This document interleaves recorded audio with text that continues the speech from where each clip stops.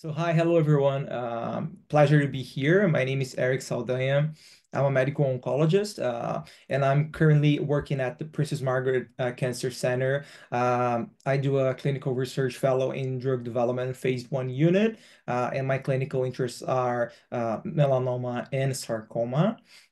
We're going to talk today a bit about modern management of uveal melanoma, which is a rare disease, but it's quite interesting and it's a topic that I do like. So when we discuss cancer and when we think about cancer overall, all cancers are born from a mutation. So what happened is, if you see this diagram here, one cell develops for any reasons a new mutation, and then develops the cells proliferates, and this is not yet cancer.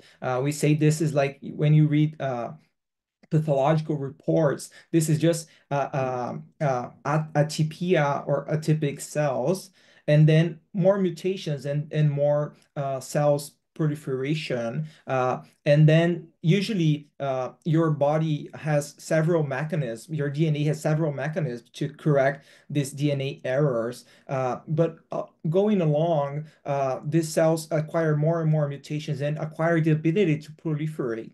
And this is what we call cancer. So cancer has this hallmark of innumerous proliferation and also the ability to metastasize, to invade different organs through different forms.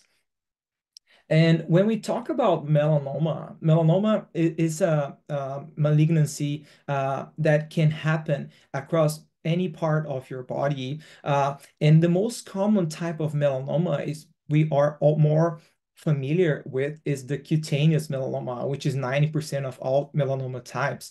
As you can see here, we also have a bit of rare types of melanoma as mucosal melanoma, as well as acromelanoma. And a part of these melanomas, they are called what we call unknown primary sites. We cannot differentiate from where this melanoma originate. But the focus of our talk today are the uveal melanoma, or should I say ocular melanoma. So 4.5% of all melanomas are what we call ocular melanoma. This is a rare entity, but is the most common and aggressive intraocular malignancy in adults. When you think about uveal melanoma, the uveal melanoma is the melanocytes that are present in this mid layer of your posterior eye, what we call uvea tract. And this can happen in the choroid, iris, or ciliary body.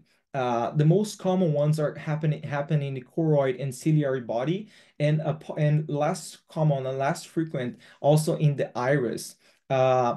Important though to have in mind that uveal melanoma is a separate entity, and conjunctival melanoma is also a different entity from uveal melanoma. Although this is an ocular cancer, this is not the same of uveal melanoma and is far less common than uveal melanoma with different behavior. And when we discuss a bit about this moving forward, what you will see is that this conjunctival melanoma behaves more like a cutaneous melanoma. So the treatment resembles when we think about treatment for more advanced stage, which is uncommon as well. We think about treating cutaneous melanoma, whereas uveal melanoma has very marked distinct biological phenotype, and we treat this different from cutaneous melanoma.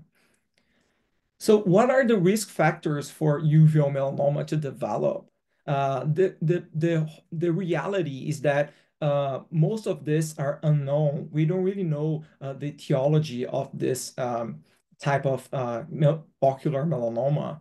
But risk factors to develop an uveal melanoma are older age, so patients between 50 to 70 years. Also, it's more common in patients with fair skin color, light iris color, so blue eyes. Also, if family members have uveal melanoma, there is increased risk for uveal melanoma to develop, as well as when there is what we call familial uveal melanoma, which is those uveal melanoma that develops in patients where there is a mutation that is inherited through the family, like such as BAP1, MLH1, PALB2, and others. Those are the most common risk factors to develop an uveal melanoma. Also important to note is that this uveal melanoma is very heterogeneous among ethnicity. The most common population to develop and in higher risk to develop an uveal melanoma are those patients with our Caucasian non-Hispanic patients. Those patients have a very high incidence when you compare to other ethnicities, even is Caucasian Hispanics. And also Asian patients, there's a very high degree of heterogeneity. However, once a patient develops an uveal melanoma, the outcomes are not different. And how do we diagnose this uveal melanoma?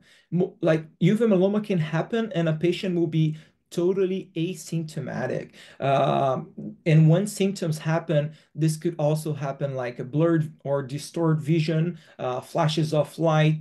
But one particularity of uveal melanoma is that the ocular oncologists, most commonly ophthalmologists, that are specialized, that are trained to diagnose ocular cancers, they can diagnose this type of cancer without any biopsy. So the gold standard actually is it's the diagnosis made by a ocular oncologist. So this is something that is relatively uncommon across solid tumors and cancer overall, where you usually need a pathology. We usually need to sample the tissue to provide an accurate diagnosis.